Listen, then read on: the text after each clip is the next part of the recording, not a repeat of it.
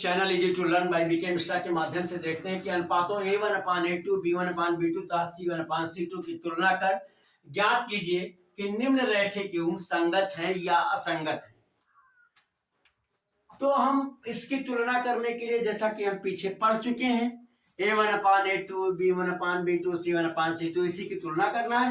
तो आइए हम इस पहले वाले प्रश्न में देखते हैं। यहाँ हम A1 हमारा है 3, इसलिए इसकी जगह हम 3 लिख देंगे, और A2 हमारा है 2, इसलिए हमने यहाँ 2 लिख दिया।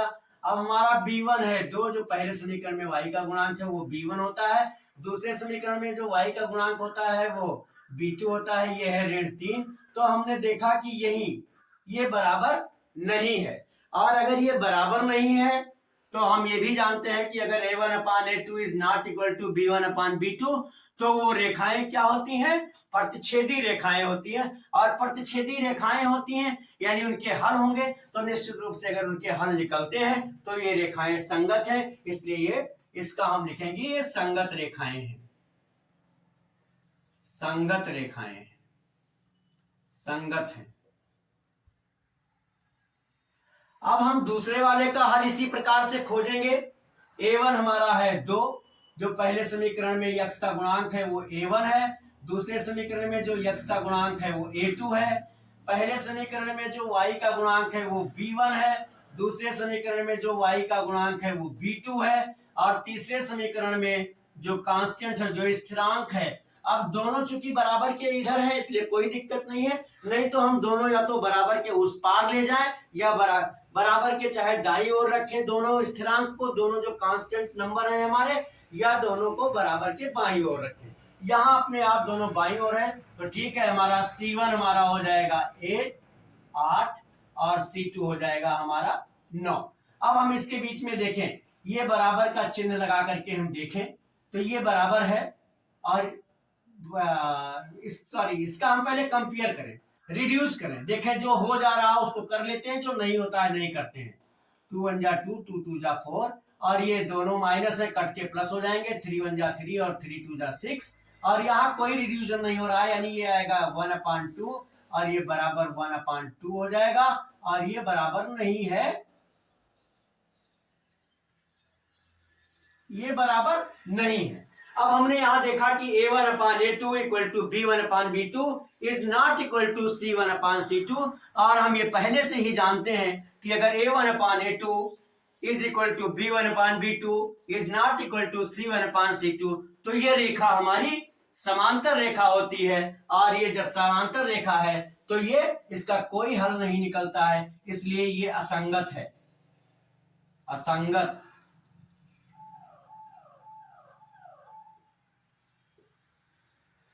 अब हम इसी तरह से प्रश्न नंबर ये तीसरे को देखेंगे। यहां भी जैसे कि हमारा देखते हैं कि पहला इक्वेशन हमारा लिखा है, तो पहले इक्वेशन को हम 2 बार करके लिख सकते हैं। इसी को हम आगे लिख लें, उपरोक्त समीकरण को दोबारा लिखने पर, उपरोक्त समीकरणों को पुनः लिखने पर,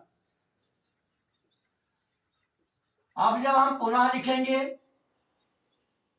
तो इसमें जो 4/3 लिखा है, 3 से हम पूरे समीकरण में गुणा करके लिखेंगे तो मेरा आ जाएगा, ये इसमें 3 से गुणा करेंगे तो ये 3 वो 3 कट जाएगा, यहां बचेगा 4x, और यहां 3 से गुणा हो जाएगा तो ये हो जाएगा 6y, और यहां 3 से गुणा होगा तो ये हो जाएगा 24, और दूसरे में कुछ भी बटे में नहीं है इसलिए उसको हमने वैसे ही लिख लिया।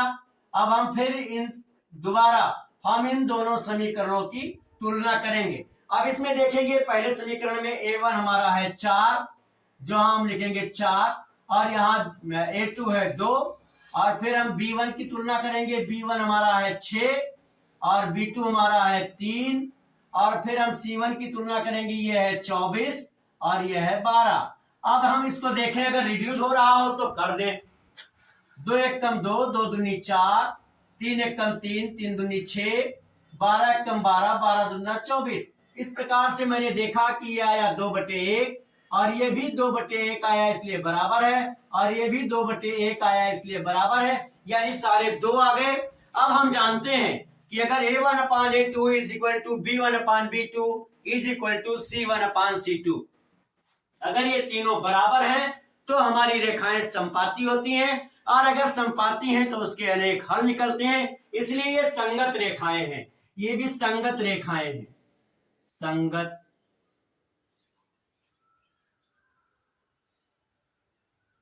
चलो संगत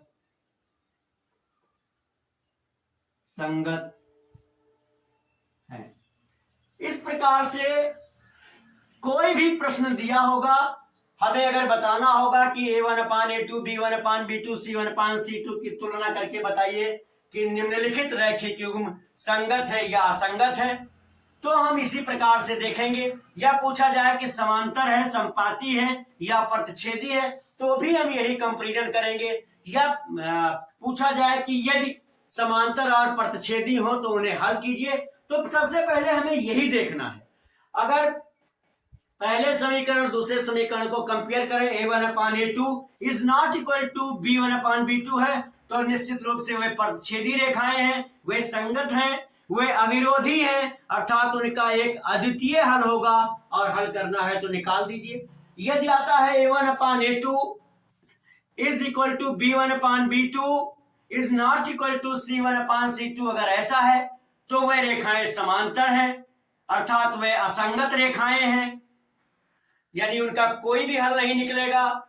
ये दिया है A1/A2 equal to B1/B2 equal to C1/C2, तो वे संपाती रेखाएं हैं, संगत रेखाएं हैं, आश्रित हैं, उनके अनेक हल निकलेंगे। अब इस प्रकार से अगर मेरे बताने का तरीका आपको अच्छा लगा हो, मैंने तो कोशिश की है कि आपको अच्छी तरह से ये बात समझ में आ जाए, और यदि आई हो तो मेरे वीडियो को लाइक जरूर कीजिए, शेयर कीजिए, और आपकी किसी भी तरह की प्रॉब्लम हो, चाहे वो मैथमेटिक्स में हो, फिजिक्स के न्यूमेरिकल में हो, इंग्लिश के ग्रामर में हो, हिंदी के व्याकरण में हो, तो मेरे व्हाट्सएप नंबर 9452510385 पर लिखकर भेजें, सलूशन आप तक जरूर पहुंचेगा। और यदि आपने मेरे चैनल को सब्सक्राइब न किया हो तो उसे भी सब्सक्राइब कर दें। अब तक मेरे साथ इस वीडियो में बने रहने के लिए आपको बहुत बहुत धन्यवाद।